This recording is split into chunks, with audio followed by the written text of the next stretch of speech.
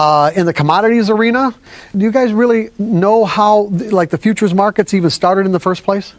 Or why they even exist? I know people probably exist because they're on the screen and it's part of the platform, but there's actually a legitimate economic purpose for these things. And when you get to the underlying, when you understand the underlying reason for these markets, you'll understand why they trade the way that they do and why prices move the way that they do. For an example, what happened in the past is that, for an example, if you had a farmer who planted their corn in the spring and harvested the corn in the fall, what they were dependent on, of course, was a lot of different factors that they had no control of. One of them being the weather, and one of them being how much other corn was planted out throughout the country, and how much of that corn would end up in the market in the fall in relationship to what the demand was. So if there was a lot of corn and let's say the demand remained relatively constant, the price of the corn would go down and the farmer would lose money. If there wasn't a lot of corn and demand would remain constant, the price would go up. If there wasn't a lot of corn and for some reason demand was really high, and the price would go up even further. So what you had is a situation where there was a great deal of economic risk in being a farmer or being anybody that manufactured anything or dug stuff out of the ground like gold or silver or manufactured electric motors that needed copper or whatever goes into all the products that we use.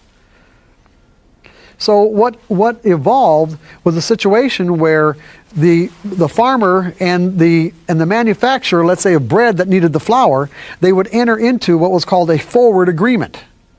Meaning that they both wanted the economic risk taken out of their business. They both wanted to be able to make a profit.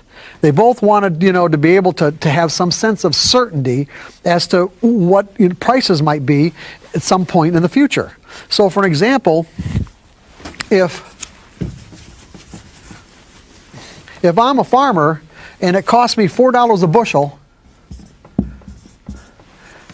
to plant my corn and bring it to harvest or bring it to market, then for me to make some money, I want at least $5 a bushel, right? And if I'm the guy on the other end of that trade or the other end of that transaction that wants to buy that corn in the fall or wheat or whatever, and I want to know exactly how much I'm going to have to pay for it. So what ends up happening is that if, let's say, it's April or it's March, and the price of corn is $4 a bushel, you enter into a forward agreement with the end user, and they say, hey, you know what? I will deliver $1 million or 1 million bushels of corn or 100,000 bushels of corn at say $4.50 a bushel or whatever price they agree on $5 a bushel, regardless of what the price of corn is in the fall.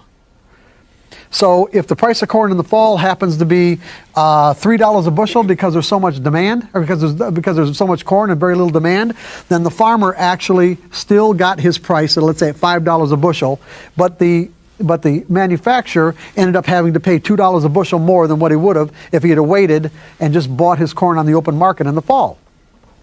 So in that sense, he seemed to lose on that transaction. But then the next year, what ends up happening is that there's very little corn, or there's more demand than what there is corn, and the price of corn ends up being $7 a bushel.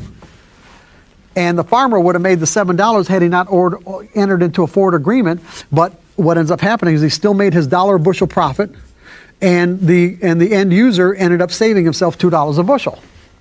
So over the years, all this evens out. Well, so then what happened then is that exchanges, in other words, instead of these people individually entering into these transactions, exchanges were developed. So in other words, they had a central place to come to and make these transactions, like the Chicago Board of Trade, Chicago Mercantile Exchange.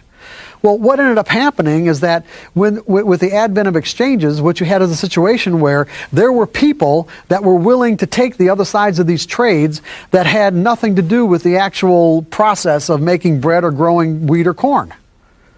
They were called speculators. And then that's when futures contracts, came into being.